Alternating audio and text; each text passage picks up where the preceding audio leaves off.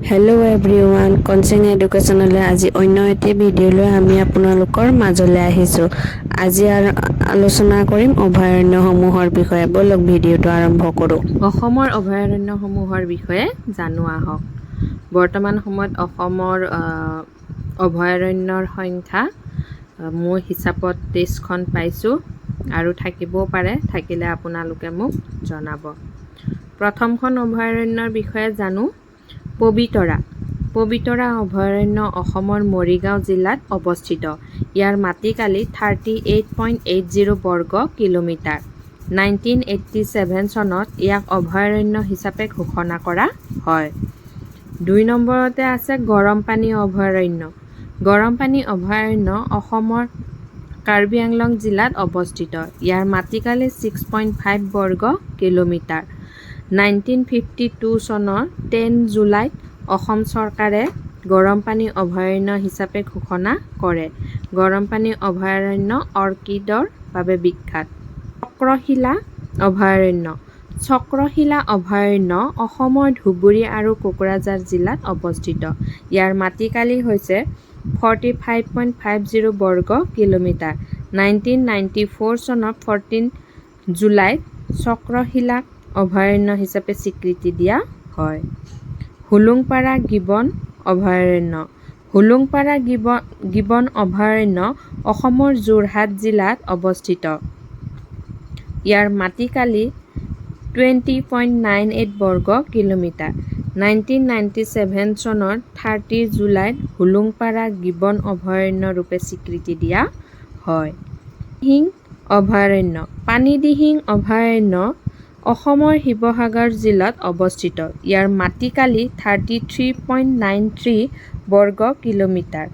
1996 চনত ইয়াক অভয়াৰণ্য হিচাপে স্বীকৃতি দিয়া হয়। নামবৰ অভয়াৰণ্য অসমৰ গোলাঘাট আৰু কাৰ্বি আংলং জিলাত অৱস্থিত। ইয়াৰ মাটিকালি 37 বৰ্গ কিলোমিটাৰ। 2000 চনৰ 27 জুলাইত নামবৰ অভয়াৰণ্য ৰূপে স্বীকৃতি দিয়া হয়। সোণাই ৰূপাই অভয়াৰণ্য অসমৰ শোণিতপুৰ জিলাত অৱস্থিত। ইয়াৰ মাটিকালি 220 বৰ্গ কিলোমিটাৰ। 1998 চনত ইয়াক অভয়াৰণ্য হিচাপে স্বীকৃতি দিয়া হয়। লাওখোৱা অভয়াৰণ্য অসমৰ নগাঁও জিলাত অৱস্থিত। ইয়াৰ মাটিকালি 70.13 বৰ্গ কিলোমিটাৰ। 1972 চনত বন্য অভয়াৰণ্য হিচাপে স্বীকৃতি লাভ কৰে। বৰনদী অভয়াৰণ্য অসমৰ ওদালগুৰি জিলা আৰু বাক্সা জিলাত অৱস্থিত। ইয়াৰ মাটিকালি 26.22 বৰ্গ কিলোমিটাৰ। 1980 চনৰ 22 আগষ্ট বৰনদী অভয়াৰণ্য হিচাপে স্বীকৃতি দিয়া হয়। ভেৰজান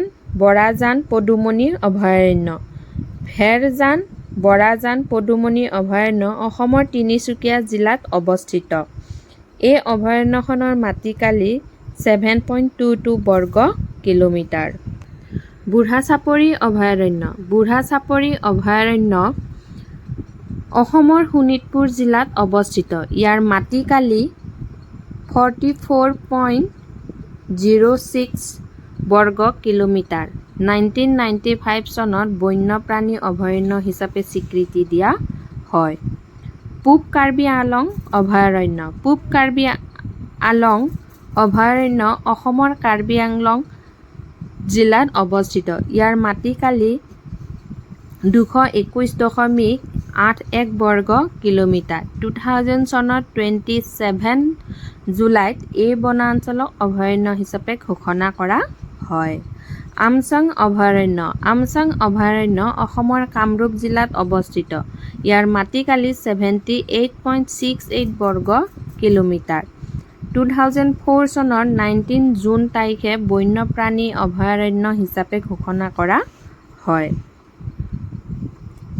বৰাইল অভয়াৰণ্য অসমৰ কাছাৰ জিলাত অৱস্থিত। ইয়াৰ মাটিকালি 325.24 বৰ্গ কিলোমিটাৰ। 2004 চনত এই বনাঞ্চলক অভয়াৰণ্য হিচাপে স্বীকৃতি লাভ কৰে। নাম্বৰ দৈব্ৰুং অভয়াৰণ্য। নাম্বৰ দৈব্ৰুং অভয়াৰণ্য অসমৰ গোলাঘাট জিলাত অৱস্থিত। ইয়াৰ মাটিকালি 97.15 বৰ্গ কিলোমিটাৰ। এই বনাঞ্চলক 2003 চনৰ বন্যপ্ৰাণী অভয়াৰণ্য হিচাপে স্বীকৃতি দিয়া হয়। মৰাট-লংৰী অভয়াৰণ্য। মৰাট-লংৰী অভয়াৰণ্য অসমৰ কাৰ্বি আংলং জিলাত অৱস্থিত। ইয়াৰ মাটিকালি 451 বৰ্গ কিলোমিটাৰ। 2003 চনৰ 17 এপ্ৰিলত অভয়াৰণ্য হিচাপে ঘোষণা কৰা হয়। দীপৰ বিল বন্যপ্ৰাণী অভয়াৰণ্য।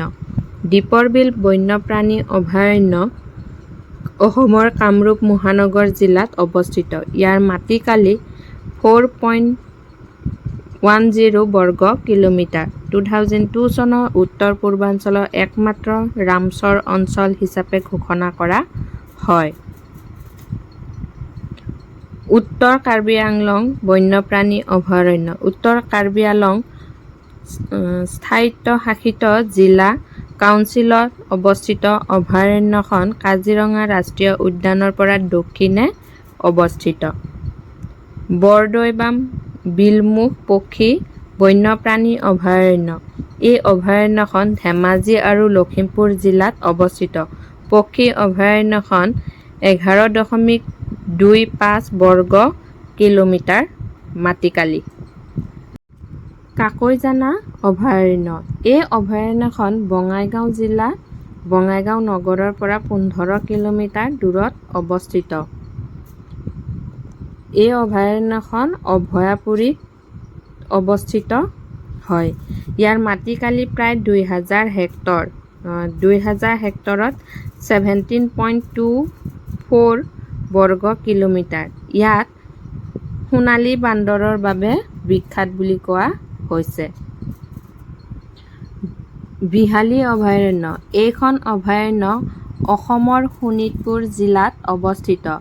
2022 চনৰ 4 মে'ত অসম ৰাজপত্ৰত ৰাজ্যপাল জগদীশ মুখীয়ে ঘোষণা কৰে অভয়াৰণ্য বুলি।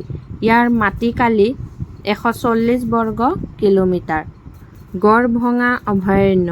এই অভয়াৰণ্য গুৱাহাটীৰ পৰা দক্ষিণ-পশ্চিম দিশত মেঘালয় সীমান্তত। ইয়াৰ মাটিকালি 117 বৰ্গ কিলোমিটাৰ। 2022 চনৰ 9 এপ্ৰিল তাৰিখে ইয়াক অভয়াৰণ্য হিচাপে ঘোষণা কৰা হয়। বৰাক ভুৱন অভয়াৰণ্য। বৰাক নদী আৰু সোনাই নদীৰ মাজৰ অঞ্চলত অৱস্থিত বৰাক ভুৱন বন্যপ্ৰাণী অভয়াৰণ্যখন। ইয়াৰ মাটিকালি প্ৰায় 320 বৰ্গ কিলোমিটাৰ আৰু বন্যপ্ৰাণীৰ ফালৰ পৰাও অতি চহকী।